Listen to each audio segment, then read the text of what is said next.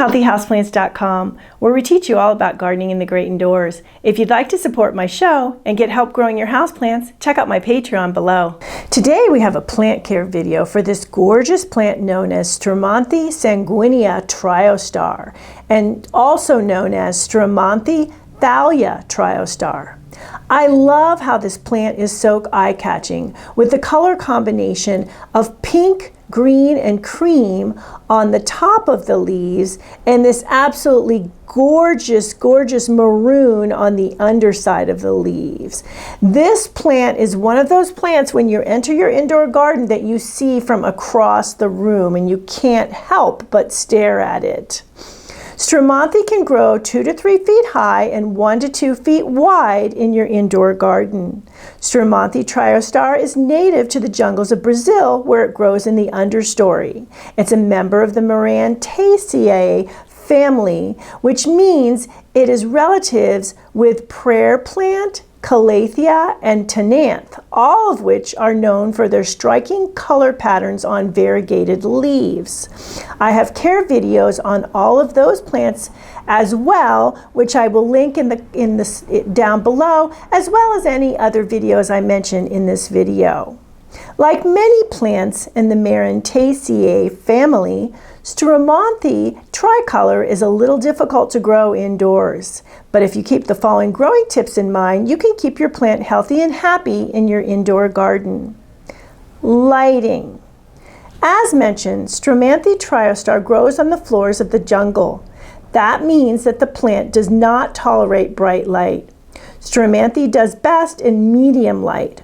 Good locations include 2 to 3 feet from an unobstructed eastern exposure window and under full spectrum lighting. They will also do well in rooms that have a lot of surrounding good light, such as sunrooms.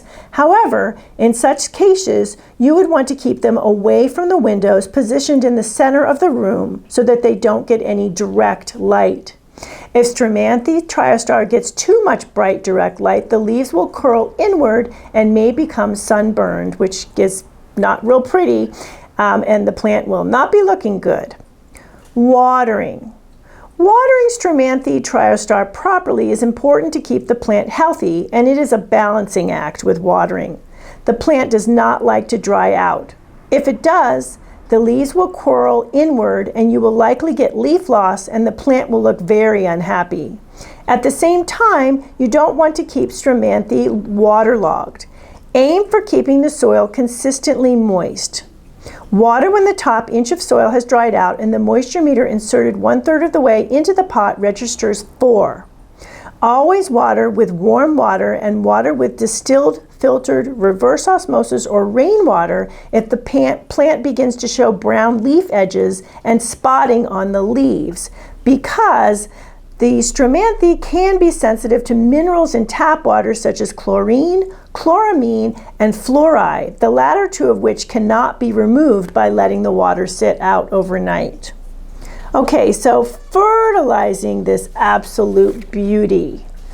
Stromanthe should be fertilized monthly, spring through late summer, with a half-strength solution of an organic fertilizer. Chemical fertilizers are way too harsh for this plant and many houseplants, and I generally don't recommend them. Don't fertilize in the fall and winter months when the plant slows down growth. Humidity. Given the plant's origins on the jungle floor, it's not surprising that Stromanthe requires fairly high humidity to remain healthy and vibrant. If the humidity is too low, the leaves will get browned on the edges and tips and the leaves may drop. The ideal humidity range is 50% to 65%. Check with a hygrometer to see what the humidity level is in your home. If it is lower, do what you can to raise the humidity level. This can be done with pebble trays, misting, using a humidifier, and grouping plants. Check out my humidity playlist, which I will link for further ideas and for how to do all of those different humidifying methods. When misting, be sure to use filtered water, as tap water sprayed on the leaves can cause spotting on Stromanthe. Temperature. Not surprisingly, because the plant comes from the jungle, Stromanthe does not respond well to cold temperatures. If Stromanthe gets too cold, it will protest and begin to look very unhappy. Ideal temperature range for the Stromanthe is 70 to 85 degrees Fahrenheit, although Stromanthe will tolerate 65 degrees Fahrenheit. Keep the plant away from cold drafts as well. Smaller rooms such as bathrooms are often good locations for Stromanthe, especially during the cold months of the year, as they tend to stay, those types of locations tend to stay warmer and more humid, providing they have light from a window or you use full spectrum lighting. So you don't want to be putting these plants into little dark areas just because it's warmer. They do need that light to also stay happy. Keep the plants away from forced air heating and air conditioning ducts as well, because that's another thing that will cause them to protest. Repotting. Stromanthe Triostar should be repotted when it has surpassed my rule of thumb of 2/3 plant on top to 1/3 pot below. It's best to not let this plant get root bound, although do not repot during the cold months of the year with this plant. If you feel it needs repotting, wait until the weather warms in spring and you can continue to repot throughout summer as well. Use a high quality organic potting soil that is rich yet does have some draining agents, because you don't want to get it to get too boggy. You want the soil to be one that retains moisture, but as mentioned, doesn't become waterlogged. Pruning. Stromanthe doesn't require much pruning. Cut out old leaves at the base of the plant, being careful not to cut into the stems. Pests and diseases. Stromanthe can attract spider mites if the humidity is low. Treat spider mites by spraying them off with water and then applying neem oil, which will kill eggs and also will cause any of the adults still hanging around to become infertile, so you won't have any more eggs, and that way you break the cycle. You can also use a horticultural soap on them as well to battle the spider mites, especially if you have a really bad infestation.